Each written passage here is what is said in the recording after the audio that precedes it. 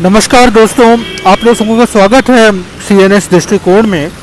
और आज शाम हम लोग यह बात करेंगे कि आज मैं यहाँ लखनऊ में उत्तर प्रदेश में रास्ते से गुज़र रहा हूँ और रास्ते सब बंद हैं क्योंकि VVIP कहना चाहिए, उस तरह का मूवमेंट है। मुख्यमंत्री जी से लेके अन्य आला अधिकारी और मंत्रीजन निकल रहे हैं।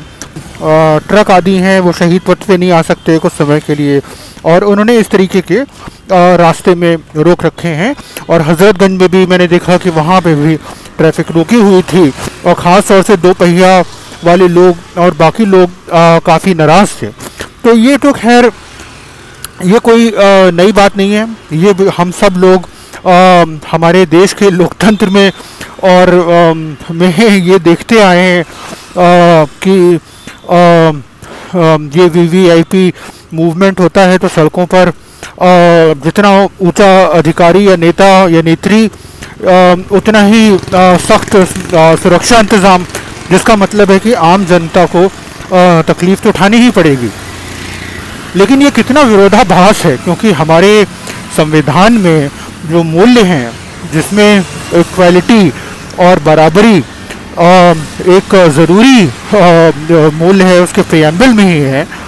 वो ऐसे देश में आप बताएं कि जो हमारे नेतागण हैं और जो हमारे सीनियर अधिकारीगण हैं, उनको अगर आप उनकी जो सरकारी व्यवस्था है रहने सहने की, वो अगर आप उनका रहन सहन देख लें तो आप भाई इतने बड़े बड़े आलीशान गवर्नर हाउस, मुख्यमंत्री के रहने का स्थान, या आप किसी भी बड़े अधिकारी का, IAS अधिकारी का या और अन्य अधिकारियों का जो आप इंतज़ाम देखेंगे रहने का, जो इनको सेवाकर्मी हैं, चाहे आधिकारिक रूप से या अनाधिकारिक रूप से उनकी नियुक्ति करी हुई है उनकी सेवा में, ये तो आप किसी भी स्कूल के बाहर खड़े हो जाइए और आप देख लें कि कितनी सरकारी गाड़ियों से बच्चे वापस घर जा रहे हैं। या शॉपिंग किसी बाज़ार में खड़े हो जाएं और देखिए कि कितनी भारत सरकार लिखी हुई गाड़ियों में लोग सड़क सुरक्षा नियम कानून का उल्लंघन करते हुए डंके की चोट पे अपना सब शॉपिंग कर रहे हैं, बाजारी कर रहे हैं, और आम जनता के हम लोग को चालान झेलना पड़ता है, जो सही भी है क्योंकि सड़क सुरक्षा नियम कानून सबको पालन करना चाहिए। लेकिन ये कौन सी बात हुई कि जो लोगों को हमारे कानून का अनुपालन करने के लिए एक उदाहरण बनना चाहिए, चाहे वो अधिकारी हो या नेतागण हो, वो वही लोग अगर आलीशान राजशाही वाले परंपरा को जिंदा रखते हुए इस तरीके से रहेंगे, चाहे राष्ट्रपति भवन आप देख लें, इतने बड़े बड़े विराट जिसे कहते हैं भव्य इमारतें हैं। तो मेरा सिर्फ ये एक विनती है, और हो सकता है मैं बिल्कुल गलत हूँ सोच में, लेकिन मुझे ये लगता है कि ये सही है कि हम लोग का नेता ऐसी होनी चाहिए या ऐसा होना चाहिए जो उन मूल्यों को अपने जीवन में शिरोधार्य करे, ऐसे मूल्यों के साथ ज़िंदगी जिए जो सतत विकास के केंद्र में है। जो जिस तरीके से घर सबके नहीं हो सकते उस तरीके के घर में ना रहे, जो पर्यावरण के लिए हानिकारक है और जो समाज के में गैर बराबरी बढ़ाता है, इस तरीके की महंगी, अति महंगी गाड़ियों में इतने लंबे लंबे कारावान के साथ ना चले, दुनिया को पूरी जनता को असुविधा देते हुए। बताइए, हमारे यहाँ पर आप देखिए वो VVIP मूवमेंट होता है और आए दिन होता है, और अगर आप कोई बात कह दें तो ये एक और न्यायिक तो दूर की बात है, उल्टा पुलिस को हम ही लोगों को डांटेगी या सुनेगी नहीं, ये तो तय है। तो और कहा भी गया है, कई लोगों ने कोशिश करी है। तो मुझे लगता है कि ये हम लोगों को ज़रूर एक बार ईमानदारी से सोचना चाहिए कि अगर हमारे जो निर्वाचित जो सदस्य हैं, निर्वाचित जो हम लोग के नेत्री हैं, नेता हैं या अधिकारीगण हैं, अगर वो ऐसी ज़िंदगी जिएंगे, ऐसी तनख्वाहें उठाएंगे, जो तनख्वाहें इतनी ज़्यादा हैं जो एक आम मजदूर और किसान पाती है या पाता है, और उससे तो आप ये खुद बताइए, इतना बड़ा अगर गैप रहेगा तो ये संभव ही नहीं है कि हम लोग कभी भी एक बराबरी वाली, बिना भेदभाव वाली एक मानवीय सामाजिक व्यवस्था बना पाएंगे। क्योंकि सबसे बड़ा मुश्किल की बात यह है कि जो आदमी खुद इतना आलीशान राजशाही की तरह रह रहा हो, उसी को सबसे पहले अपना घर बार और इस तरीके की सब जो जीवन शैली है उसको त्यागना पड़ेगा। तो ये तो नेताजी के लिए खुद ही एक कष्टदायक बात हो जाएगी अगर उन्होंने इस तरीके का प्रयास किया। अगर वो साइकिल पे चलना शुरू कर देंगे तो ये तो उन्हीं के लिए तकलीफ की देह बात हो जाएगी, क्योंकि वो तो गाड़ियों की, और वो भी बहुत महंगी महंगी वाली गाड़ियों की आदत पड़ गई है।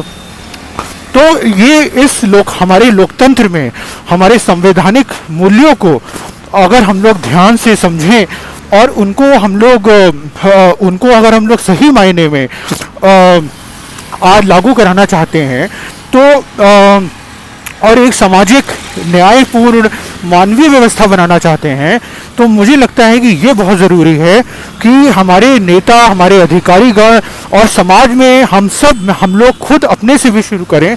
जहाँ तक संभव हो हम लोग उसी दिशा में, उसी तरीके से अपनी जीवन शैली में परिवर्तन करते जाएं। हम लोग मार्केट के जंजाल में फंसते जा रहे हैं। मार्केट हम लोगों को महंगी से महंगी चीज़ें खरीदने के लिए उकसाता है और ये कंपनियों द्वारा प्रायोजित है। तो इसको मेरा सिर्फ इतना ही निवेदन है कि हम लोग इससे बाहर निकलें और एक सामाजिक न्यायपूर्ण व्यवस्था की तरफ बढ़ें। एक तरफ दिल्ली के अराउंड किसान बैठे हैं, बताइए, जो अपना न्यूनतम मूल्य मांग रहे हैं कि उनकी उनका जो उत्पाद है, कृषि उत्पाद है, उसका उनको न्यूनतम मूल्य मिल जाए। और हम और आप संभवतः अपनी मेहनत का ज़्यादा से ज़्यादा कीमत लेना चाहते हैं। वाजिब तो लेना चाहते ही हैं, लेकिन ज़्यादा से ज़्यादा भी लेना चाहते हैं। तो ये कितना बड़ा विरोधाभास है कि हमारे मजदूर, हमारी किसान न्यूनतम नहीं मिल रहा और वो मजबूरी में रह रहा है, और दूसरी तरफ एक राजशाही वाली व्यवस्था व्याप्त है। राम मनोहर लोहिया जी ने ये बात कही थी इतने दशकों पहले कि अगर हमें गैर बराबरी, आर्थिक गैर बराबरी समाज से ख़त्म करनी है, तो जो न्यूनतम और अधिकतम जो आय है उसमें 1:10 का रेशियो होना चाहिए। इससे ज़्यादा नहीं होना चाहिए। उनका ये कहना था 1:10 से ज़्यादा नहीं होना चाहिए।